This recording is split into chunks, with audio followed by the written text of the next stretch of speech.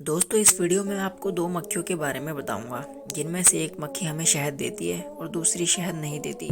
लेकिन जो शहद नहीं देती वही हमें सबसे ज़्यादा नुकसान पहुंचाती है। और इस वीडियो में मैं पहले उसी मक्खी का जिक्र करूंगा। तो चलो स्टार्ट करते हैं। इस मक्खी को हम घरेलू मक्खी के नाम से जानते हैं। इसे हम हाउस फ्लाई मक्खी भी बोलते हैं। इस मक्खी का साइंटिफिक नेम मुस्का डोमेस्टिका है।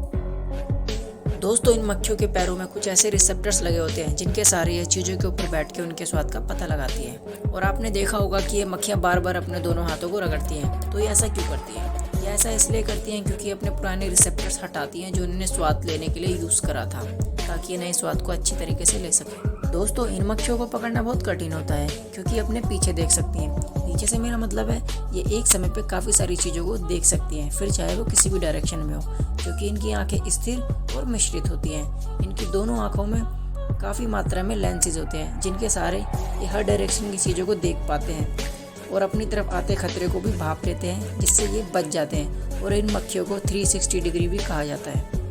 यह मक्खी अपने अंडे वहाँ देती है जहाँ पर बहुत गंदगी होती है, जहाँ पे बहुत कूड़ा वगैरह पड़ा होता है। और ये मक्खी अंडे उन चीज़ों पे देती है जो चीज़ें सड़ी हुई होती हैं, जैसे सड़ा हुआ खाना, सड़े हुए फल या सड़ा हुआ जो भी खाने का सामान। चलो अब बात करते हैं मधुमक्खी के बारे में, जिसे हनी बी भी बोलते हैं, जिसका साइंटिफिक नेम एपिस है। और ये उन मक्खियों में से एक मक्खी है जो शहद इकट्ठा करती हैं। और आप लोगों ने इसका इकट्ठा करा शहद तो खाया ही होगा। चलो इसके बारे में जान भी लेते हैं। यह मक्खियाँ 15 से 20 किलोमीटर प्रति घंटे की रफ्तार से उड़ती हैं, जबकि बाकी मक्खियाँ इनसे तेज उड़ती हैं। इनकी इस स्पीड का कारण यह है कि प्रकृति ने इन्हें इस तरीके से बनाया है कि ये एक फूल से दूसरे फूल तक ही जा सके।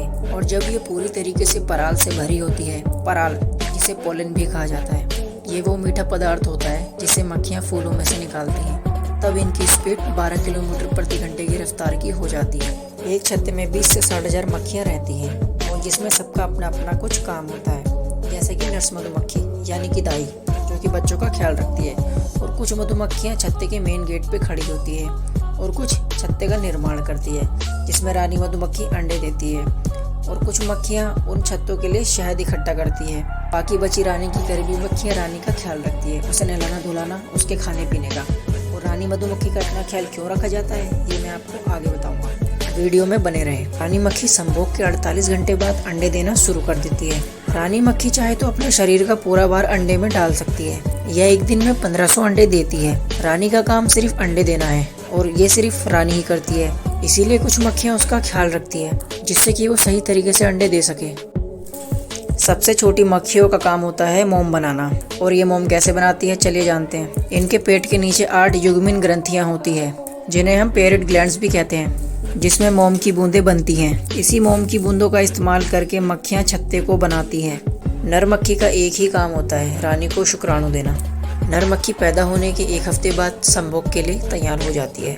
यह मक्खी अपनी जिंदगी में एक ही बार संभोग कर पाती है, क्योंकि उसके बाद ये मर जाती है।